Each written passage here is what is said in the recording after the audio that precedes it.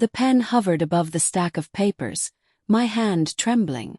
The living room was quiet except for the faint hum of the refrigerator and the ticking clock on the wall, each second hammering into me like a nail. Across the table my wife, Clara, sat with her arms folded, her expression hard, detached, like I was a stranger she just wanted out of her way. "Sign them, Daniel," she said flatly. "You can't afford to fight me. We both know it."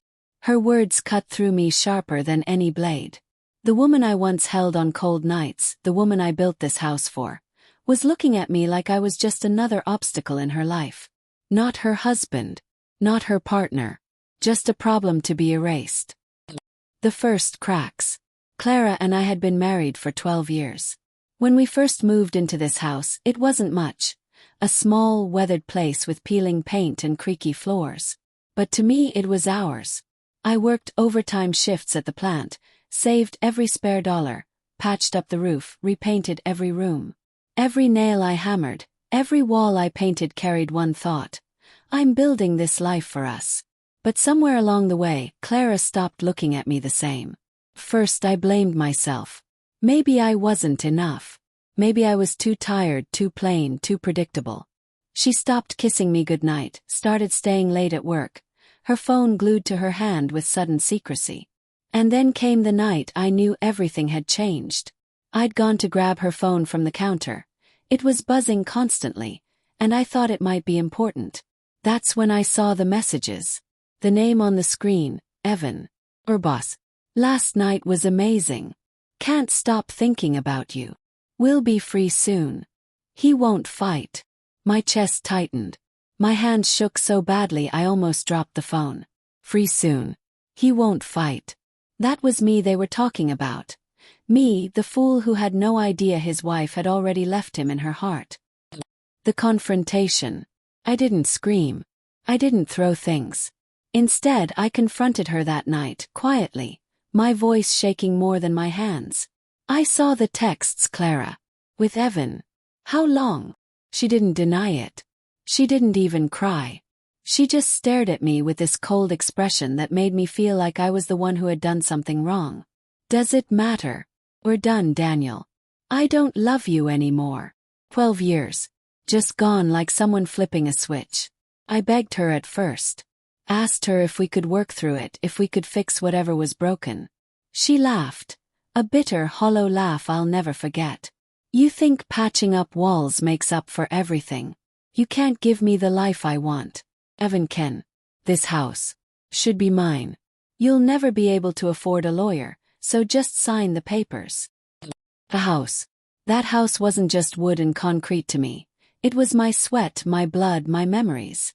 The kitchen where Clara once baked me a cake on my birthday. The living room where we decorated our first Christmas tree. The backyard where I had buried our dog, Max, tears running down my face while Clara held my hand. And now she wanted to rip it all away. Hand it over to Evan, no doubt, so he could stroll through my life like it was his prize. I felt cornered. She was right about one thing. I couldn't afford a lawyer. My paycheck barely kept us afloat as it was. Clara knew it. That's why she was so smug, so certain she could crush me. But she underestimated me. Plan. I didn't sign. Not right away. Instead, I quietly started digging. I went to the plant on my days off and picked up extra shifts.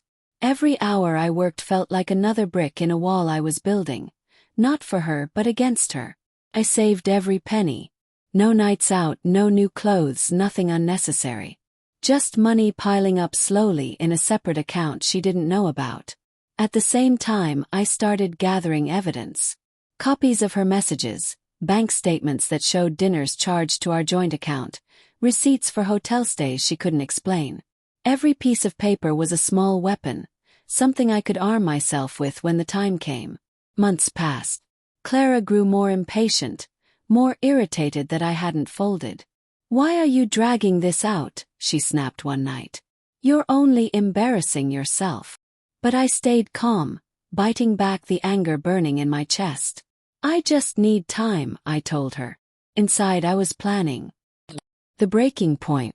The final straw came one Saturday morning when she brought Evan to our house.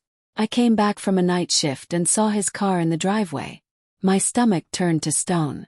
I walked inside, and there he was, standing in my kitchen, pouring himself a cup of coffee like he already owned the place. Clara leaned against the counter, smiling at him the way she used to smile at me. I wanted to break him in half. But instead, I set my bag down slowly and looked Clara straight in the eye. "You think I'm going to just hand this house over to you?" I said quietly. "You have no idea what's coming." Evan smirked, clearly amused, but I could see Clara's face falter for a split second. She didn't know what I had been doing behind the scenes. She didn't know I was ready. The fight. A week later, I walked into a lawyer's office and placed a thick folder on his desk. Every text, every receipt, every hotel bill.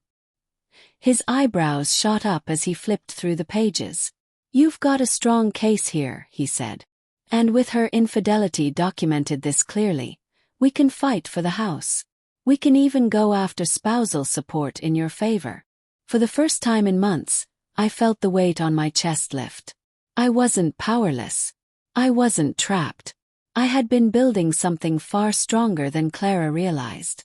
When the court date came, Clara strutted in, confident, Evan sitting behind her like some smug trophy. But as the evidence was laid out, her expression cracked. Her lawyer tried to spin it, but the judge wasn't buying it. By the end, not only did I keep the house, but Clara was ordered to leave immediately. No spousal support, no clean getaway with Evan. Just the cold reality of losing everything she had tried to steal. The aftermath. The day she left, Clara stood in the living room, suitcase in hand, glaring at me like I had betrayed her. "You'll regret this, Daniel," she hissed. I shook my head slowly. "No, Clara. I regret trusting you. But I won't regret taking back my life." She slammed the door behind her, and for the first time in months, the house was silent. Not heavy, suffocating silence, but peaceful, free.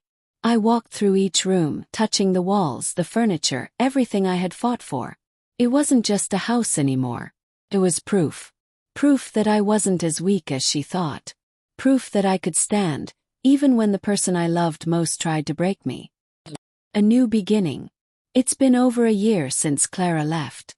I still catch myself thinking of her sometimes, but not with love. With clarity. I see now that she was never content, that nothing I built would have ever been enough for her. But I also see myself differently. Stronger. Wiser. The house still stands, and so do I. Sometimes when I sit on the porch at sunset, I think about that night she told me I couldn't fight her. That I couldn't afford a lawyer. And I smile.